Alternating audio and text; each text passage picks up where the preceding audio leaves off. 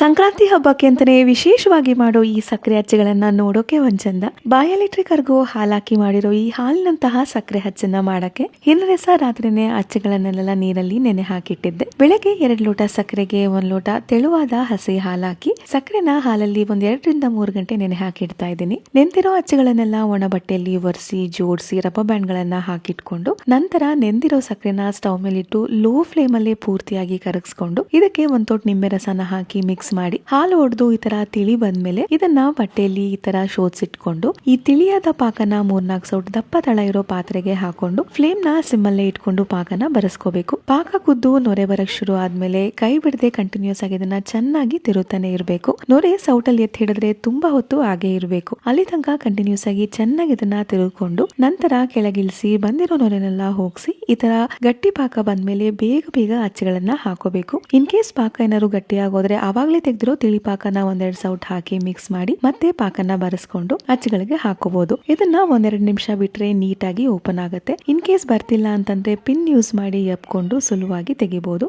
ಸಕ್ಕರೆ ಬೇಡ ಅನ್ನೋರು ಈ ರೀತಿ ಬೆಲ್ಲದಿಂದ ಕೂಡ ಅಚ್ಚುಗಳನ್ನ ಮಾಡ್ಕೋಬಹುದು.